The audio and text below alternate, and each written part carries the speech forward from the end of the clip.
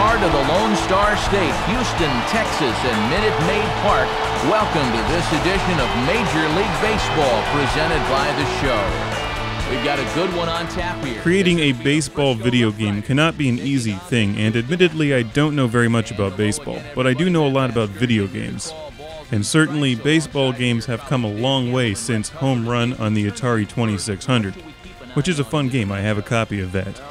And baseball on the Magnavox Odyssey 2.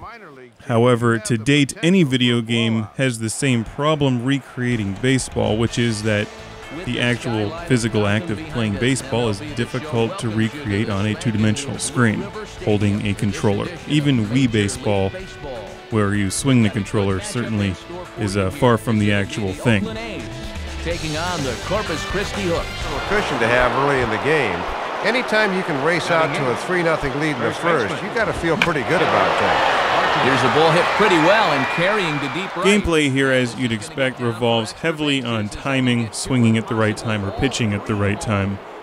What sets MLB 09 apart from other games, other baseball games that I've played, is, in addition to the amazing graphics and sound design, is the amount of detail and decision-making that you put into the game when managing your team through a season. Now, you can manage and rule with an iron fist and control every single little element of your team and player and work with your budget and trade players and all that kind of stuff. Or you can let the thing practically automate itself and just have fun mashing buttons and playing baseball. Well, not really mashing buttons, but just playing the actual game. You have a fantasy draft, you can control your season length, and one of the things that I liked is that you can save your game in the middle of a game. Because baseball games can often take quite a long time if you have to break for class or for dinner, or if you want to take a break and play another game where you blow things up more, and then come back to baseball later. It's easy to do. I like that feature. That's something so simple. It's frequently difficult to find in long video games. Or at least it used to be. It's becoming more common now. Games like hockey and auto racing are faster-paced sports, therefore the games are more action-packed. This one seems to be more methodical, and that may or may not appeal to you depending on whether or not you like baseball. There's a lot of positioning, there's a lot of decision-making, and then you get up to the plate and hit, and then you pitch and play defense. Like I said in part 1, if you love baseball, this game is about the best that you're going to find today. I can only imagine what they'll have 10 years from now. Most of the games I review on here tend to be action-oriented games, shooters, or arcade games.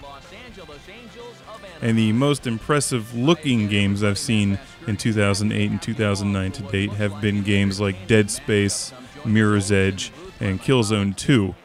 MLB 09 The Show is easily on par with any of those wonderful games, visually, and in the audio department.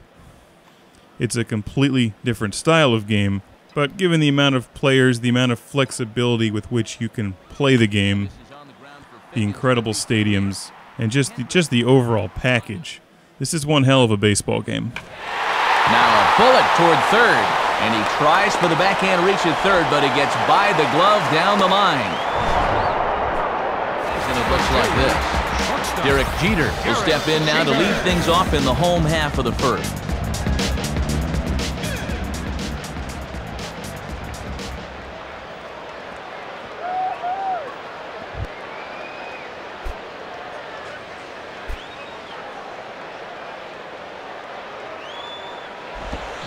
Now a swing and a hard... Starting the at-bat with a strike, and you forget about the guy with a stick, and he just rifles this right back up the middle for a fielder. Johnny Damon steps in now.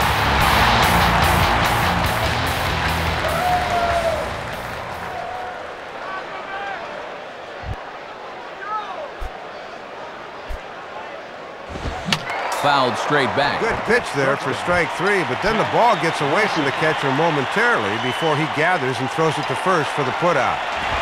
Now a swing and a fly ball, and this should do it.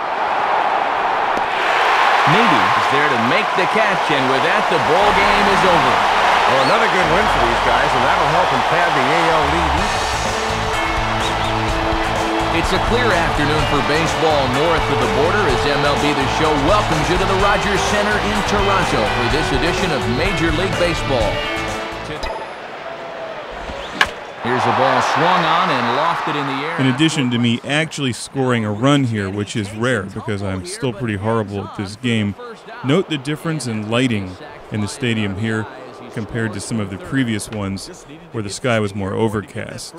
I can't imagine how long it took, I don't know how many people, to actually make this game.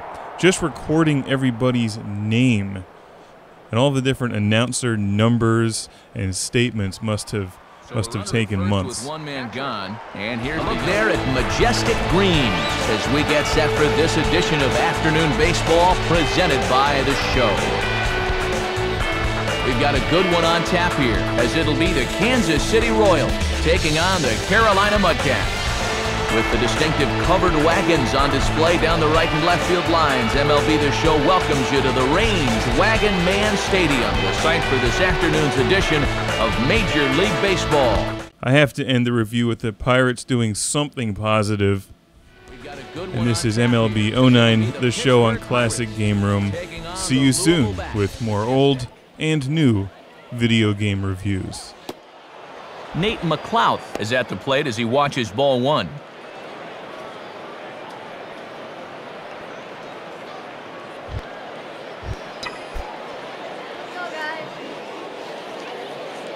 Now the 1-0 pitch. Swinging a ball hit in the air to right field, and deep back is the right fielder, but he will look up and watch this one sail out of here. It's a solo home run for Nate McLouth, and the Pirates are staked to a 1-0 lead. Boy, and you want to talk about getting off to a fast start. We're only 2 pitches into the ball game, and it's already 1-0. That's what you call making an early statement.